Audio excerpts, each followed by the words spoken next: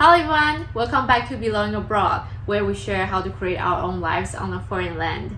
And we're your hosts, Jill and Winnie. Yay! So welcome back to the last episode of season 2 of Belonging Abroad. Today we are going to take a slightly different approach.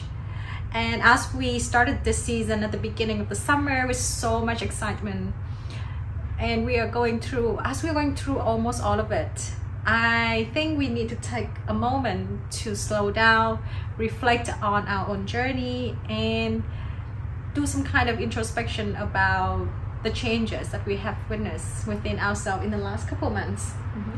And today we're gonna do that and share with you some more of our personal life stories, a little bit about growth, and celebrate with you in this special episode. So here we go. So Jill, what do you want to share with us today? So today I want to share about the progress I've been making on my career-wise. I've at the point of my career that I feel very confident and content with the current state, and this all thanks to lots of positive and inspiring resources around me that includes some people, some mentors, books and podcasts, and some information that's been guiding me and supports me along the way. And I want to share about where was I before this state. There was a period of time that I was quite unmotivated. I was fearful of things are not going the way I wanted. And usually when fears take control, I'll start blaming the outside things because I will never take the responsibility. I'll start to think about it's all other people's fault. It's because this economic situation, it's the government. Just I would never think it's something that I can do to make the situation better. Then I recalled one of my ex-bosses.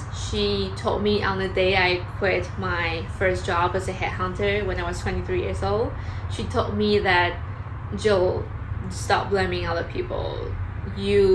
It's up to you to take the control. It's up to you to figure out what you want to do with your life. Just stop blaming other people. And I didn't understand back then, but I've always remembered what she said to me on that day. So the turning point is, even though I was still feeling not quite inspired, I was still feeling not very motivated in doing things, and I was a bit hopeless, but I still keep trying to do different things. So I started an Instagram account for me to post my design. I started to meet other designers in the industry, talk to people with more experience than me to learn from them. And even though I wasn't still feeling good for a while, but eventually I become more confident in myself because I put myself on this momentum to keep taking actions. And it made me realize that before I tune into too much of how I feel at the moment, I used to think about, I don't feel good today, so I don't need to do anything because I'm just not feeling good. What do you want me to do? There's nothing I can change about it. But I learned to see that emotions are not the best advice that we should look for, because emotions usually generate from your actions. I don't take actions, of course I feel lazy. But if I take actions, I actually feel more motivated, and it will further motivate me to take more actions. And I also want to share about I accept to have very few friends around me, not as many as how it was in college, because I think I came to this point of my life that it's important for me to have my alone time to reflect on where I want to go with my life, what kind of lifestyle I'm working towards, and what's my purpose on earth, what I can do to align my values with the person I want to become. And lastly, I just want to thank everyone who's been supporting Belonging Abroad. That we really appreciate your support, and I feel this YouTube videos are not just for us to share our stories, but also for me and Winnie to reflect on our own journey, our own growth. So I'll be super excited that maybe 5 years down the road, I will come back and see all the videos we made together. So thank you guys for your support for this season, and we will see you very soon. Bye! So Winnie, it's your turn. What learnings and growth you want to share with us today?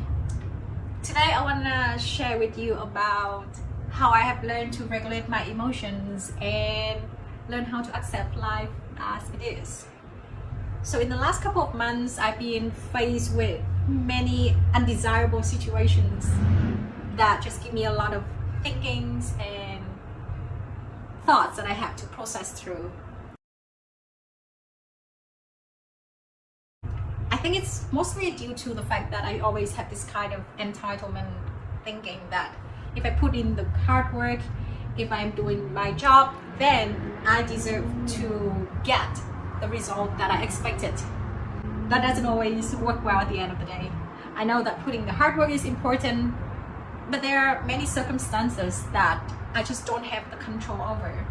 And that usually involves some kind of external factor, like if I want to get a job, if I move to a new city, creating my own life, if I have to go through losses or get into a fight and need to resolve it. Every aspect of that involves some kind of external factors that I really cannot control. But me, as before, whenever things like that happen, I just have this waves of unpleasant feeling washing over me, and that would paralyze my thoughts, and I just feel really frustrated all the time. And those feelings, I didn't know how to process those either. I would usually bottle them up and put them away. So at the beginning of this year, there was this kind of numbness and heaviness just sitting within my chest, and I feel like in a sense I was sinking. And then the life-changing event happened. I went to this retreat, and it just changed so much of my thinking towards life in general. So when I went there, I was living in this very communal environment when I would share my space with multiple strangers. We woke up at the same times, went to meditation together, sat in silence and ate. And that's all of that. It's just something that I didn't expect I would enjoy so much, because when I decided to move here, what I thought was I was enjoying the individualistic kind of living in North American. And when I came back, again, when I had to go back to real life, I was also struck by multiple events that makes me question the whole concept of living abroad. I just feel like there's so much that give me frustration, unhappiness, struggles, and at some point also make me feel really dehumanized when I'm tested or challenged by those tasks in those process. And for me to process though and to try to make sense of what is happening, I made some major shifts in the way that I think. So the first one I did was to think of myself when I grow old, because being close to death, I guess, always give me a better holistic view of what is happening in my life. So for example, whatever that's happened to me and I feel like, oh, this is an obstacle that I don't want to deal with, I think about myself being in my 70s, thinking back about my life, and realize that this is just going to be one event, one singular event that happened to me, and it doesn't really define me as a person. So by thinking of it that way, I have less stress, and I just think of it as like, oh, so it's just like one thing that I will do in my life. And the second thing that I have changed is to think more about my life purposes, because I think that's the only thing that's going to give me the happiness that I want at the end of the day.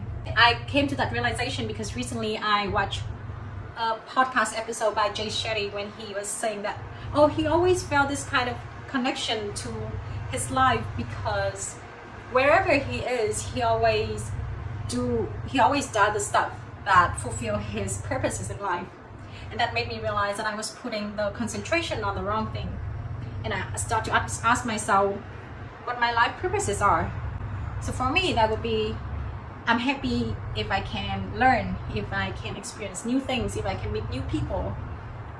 And that kind of gives me a more solid reason to live abroad than like, oh, I really enjoy this kind of lifestyle in the Western world when I can be just alone. And to me, that makes me understand that whichever that I have to do right now to make that happen, it's just a tool to enable me to come closer to my life purposes. And it gives me better motivation, a stronger motivation. And I think lastly, by accepting that I don't know anything, I might not know what's best for me. I might not know the right direction that I should be heading to, and sometimes it's okay to receive help from the universe to redirect me. And in some form, it could be that I cannot move forward. I just have to sit there and learn why I'm waiting for the next good things to happen to me. And all of that is really refreshing, because taking action and feeling the progress, seeing the progress, is something that I always push myself to do. So yeah, by learning to accept, I realized that things are gonna pass. And at the end of the day, as long as I'm doing something to expand my life in any ways, I will be taken care of, even though that might not be the same forward fashion that I have always seen in my previous years of living. That is the end of the sharing that I want to share with everyone today.